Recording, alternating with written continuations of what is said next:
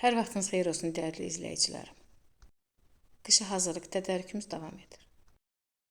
Mən belə bir qərara gəldim ki, yemiş sezonunda yemiş mürəbbəsini qışa hazırlayım. Əgər siz də hazırlamamışsınızsa, videomu sona qədər izləyib hazırlaya bilərsiniz. Hazırlayan hər kəsə nuş olsun. Bir ədəd orta boy ölçüdə yemişi tərtəmiz yudum, ortadan iki hissəyə ayırdım. Bunu da qeyd edim. Mürəbbə hazırladığınız yemiş bərk olmalıdır. Bunun üçün onda yumşaq olarsa mürəbbə dəndən alınmaz. Dilimləri ayırdım. Tum olan hissəsindən nazik bir qat bıçaqla götürdüm. Üzərindəki qabağı da çox nazik soydum. Bərk olan hissəsi yemişin qalmalıdır. Bu cür yemişlərin hamısını soyub kənarda bir qabın içərisinə yerləşdirdim. Tam qurtardıqdan sonra kətə kəsən bıçaqla hamısını mən doğradım.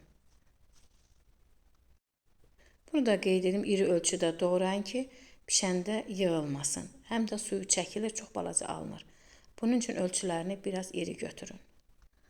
Doğrayıb tam qurtardıqdan sonra mən yemişləri çəkdim. 1 kilo 500 qram yemiş alındı. Kənarda bir qabın içərisinə 2 litrə yaxın soyuq su, bir dolu xörək qaşığı da sodanı əlavə etdim. Doğramış yemişləri onun içərisinə əlavə etdim. 2 saat müddətində saxladım və tez-tez də qarışdırdım. 2 saatdan sonra yemişləri tərtəmiz, axar bol suyun içərisində bir neçə dəfə yudum ki, soda dadı verməsin. Mürəbbə bişirdiyim qabın içərisinə az şəkər tozu, üzərindən doğranmış yemişi əlavə etdim. 1 kiloqram yarım doğranmış yemişin içərisinə 1 kiloqram şəkər tozu əlavə etdim. 2 saat müddətində saxladım şirədə. Artıq öz suyunu vermişdi. İstəsəniz axşamdan səhərə qədər də şirədə saxlaya bilərsiniz. Ocağın altını az xodda yandırdım. Mürəbbəni onun üzərinə əlavə etdim. Artıq suyu tam çıxandan sonra ocağın altını yüksək xodda verib içərisinə 4-5 ədəd mixək, yarım ədəd limonu möhkəm sıxıb suyunu çıxartdım. 1 ədəd də vanil əlavə etdim.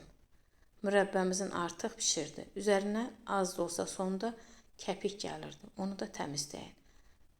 Mürəbbə artıq pişdi. Tam gözəl ətri var idi. Gözəl də alınmışdı. Göz haqqınızı halal edin. Allaha əmanət olun. Əgər siz də istəsəniz bu cür hazırlamaq, ailədə, evdə çox bəyənəcəksiniz. Səhər də yeyə bilərsiniz, çaydan da istifadə edə bilərsiniz. Hazırlayın, hər kəsə nuş olsun. Allaha əmanət olun. Yeni videomda görüşənədək hazırlayın, hər kəsə nuş olsun.